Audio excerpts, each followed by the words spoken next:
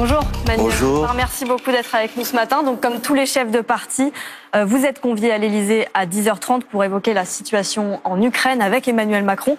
Qu'est-ce que vous avez prévu de lui dire ? Je vais lui dire d'abord mon inquiétude face à la multiplication de déclarations de sa part qui participent de mon point de vue à une surenchère des discours guerriers et militaires. Et je vais lui dire que de mon point de vue, plutôt que comme le président de la République de chercher à être le leader du camp de la guerre, la France devrait au contraire prendre la tête du camp de la paix et défendre une solution diplomatique pour faire en sorte que ce conflit s'arrête le plus rapidement possible. Il est allé trop loin, Emmanuel Macron, selon vous, en évoquant la possibilité d'envoyer des troupes au sol en Ukraine ? Ces déclarations sont irresponsables, contre-productives. Elle visait, selon lui, à créer, c'est les termes qu'il a employés, une ambiguïté stratégique. C'est ce que lui a exprimé. Ça a produit le résultat exactement inverse, puisque l'ensemble de nos alliés, l'ensemble des pays de l'Union européenne ou de l'OTAN ont dit il n'est pas question pour nous d'envoyer des troupes militaires en Ukraine. Et il participe, si vous voulez, d'un risque majeur, qui est un risque de généralisation du conflit.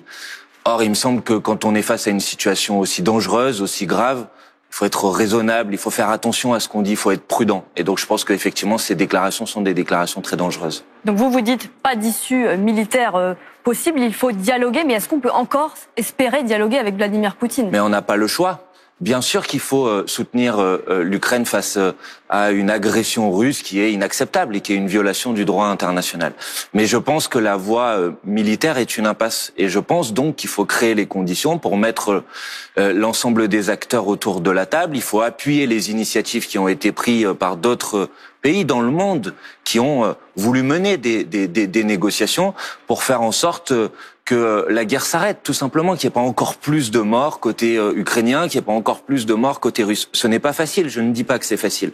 Mais le président de la République avait évoqué la nécessité d'offrir ou de créer des conditions de sécurité mutuelle. Je pense que c'est autour de cette voie qu'il faut travailler.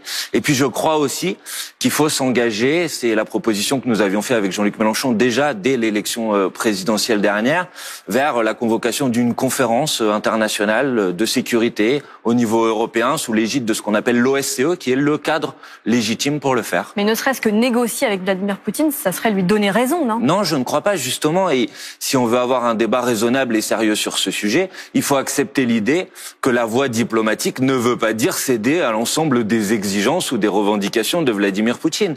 Il faut mettre les puissances autour de la table, il faut créer les conditions d'un rapport de force, il faut obtenir le respect du droit international. Bien évidemment, il ne s'agit pas de dire Vladimir Poutine fait ce qu'il veut et on doit céder à ses exigences ou à ses revendications. Mais encore une fois, la voie militaire dans laquelle nous emmène le président de la République me paraît être une impasse face à une puissance, je le rappelle, qui est une puissance nucléaire.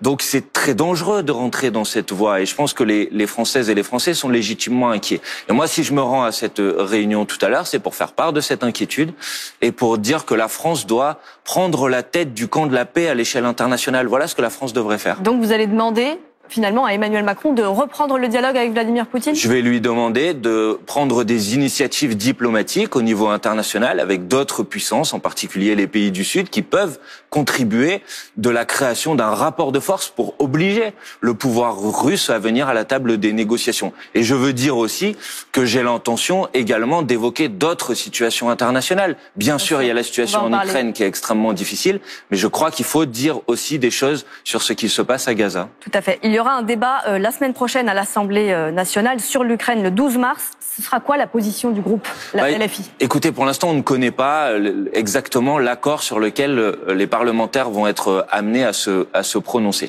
Mais si, comme la plupart des informations qui nous proviennent le disent, si ces informations sont vraies, c'est-à-dire que si dans cet accord se prépare l'adhésion de l'Ukraine à l'Union européenne ou l'adhésion de l'Ukraine à l'OTAN, nous sommes opposés à l'adhésion de l'Ukraine à l'Union européenne. Ce serait un drame pour nos agriculteurs, ce serait un drame pour nos travailleurs, puisqu'il s'agirait de faire rentrer dans l'Union européenne un pays dans lequel le salaire minimum est inférieur à 200 €. Ou si l'idée est de favoriser l'adhésion de l'Ukraine à l'OTAN, ces deux mesures, nous nous y opposons. Donc si effectivement c'est dans le texte de l'accord, nous voterons contre cet accord. Mardi, on a vu les députés LFI ovationner la secrétaire d'État auprès du ministre des Affaires étrangères qui dénonçait une situation intolérable à Gaza. C'est pas tous les jours qu'on voit les Insoumis applaudir le gouvernement. C'est-à-dire que c'est pas tous les jours qu'on voit une ministre du gouvernement d'Emmanuel Macron avoir des condamnations claires vis-à-vis de l'action inacceptable qui est menée aujourd'hui par l'armée israélienne à Gaza. Je rappelle que la Cour internationale de justice, qui est la juridiction la plus importante, puisque c'est celle qui est rattachée à l'Organisation des Nations Unies, a pointé un risque de génocide dans ce qui se passe aujourd'hui à Gaza. Donc je suis satisfait de voir que les discours évoluent sur ce sujet. Maintenant, ce que je dis, c'est qu'il ne suffit pas de parler et qu'il faut passer des paroles aux actes. Et donc la France pourrait prendre des décisions immédiates. La reconnaissance officielle de l'État de Palestine, comme le font une majorité des États dans le monde. Le fait de décréter un embargo sur les livraisons d'armes. Comment peut-on accepter que la France continue à livrer des armes à une armée qui est accusée par les tribunaux internationaux de faire courir à Gaza un risque de génocide? On ne peut pas l'accepter. Donc embargo, sanctions, reconnaissance de l'État de Palestine, voilà ce qu'on pourrait faire. Et il faut maintenant passer des paroles aux actes parce que la situation est catastrophique aujourd'hui à Gaza. Pendant son discours à Versailles pour inscrire l'IVG dans la Constitution, Gabriel Attal n'a pas cité la présidente de votre groupe, Mathilde Panot, alors qu'elle était à l'initiative de cette révision constitutionnelle. Est-ce que ça vous a froissé? J'ai trouvé ça mesquin et j'ai trouvé ça sectaire et il me semble que dans un moment comme celui-ci qui devrait être un moment d'unité nationale, il est important de citer l'ensemble des personnes qui ont rendu ce moment possible. C'était le cas de Mathilde Panot qui est la présidente de mon groupe parlementaire, c'était le cas de Mélanie Vogel qui est une sénatrice écologiste, c'était le cas de sénatrices communistes par exemple. Est-ce que c'est pour ça que vous avez diffusé ce visuel où on voit Simone Veil face à Mathilde Panot avec écrit « On l'a fait ». Est-ce que c'est pas un peu maladroit? J'ai vu que certains essayaient de construire une polémique sur ce sujet. À aucun moment nous avons comparé Mathilde Panot à Simone Veil. Nous disions juste que notre action, l'action qu'a menée Mathilde Panot en notre nom en proposant l'inscription du droit à l'IVG dans la Constitution, s'inscrivait en quelque sorte dans les pas, dans la continuité de la belle bataille, de la magnifique bataille qui avait été menée par Simone Veil à l'époque. Mais j'ai bien compris que maintenant tout devient propice à essayer de construire une polémique pour finalement effacer le rôle majeur qu'a joué la France insoumise dans l'inscription du droit à l'IVG dans la Constitution. En tout cas, maintenant, l'IVG est désormais inscrite dans la Constitution, mais vous pensez qu'il faut aller plus loin et notamment, vous voulez supprimer la double clause de conscience. Est-ce que vous pouvez nous expliquer? Je veux aller plus loin d'abord parce que c'est bien, c'est important que l'IVG soit inscrit dans la Constitution. Maintenant, il faut faire en sorte que ce droit soit effectif.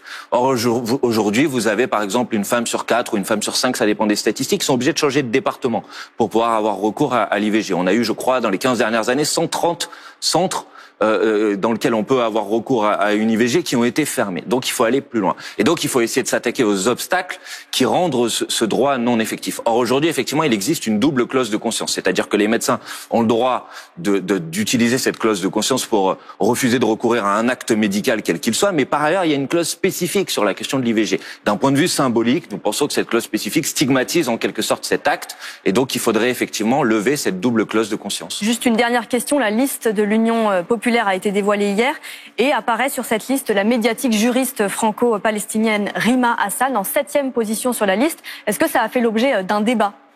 Non, au contraire, c'est une grande fierté pour nous. D'abord, on a présenté effectivement cette liste.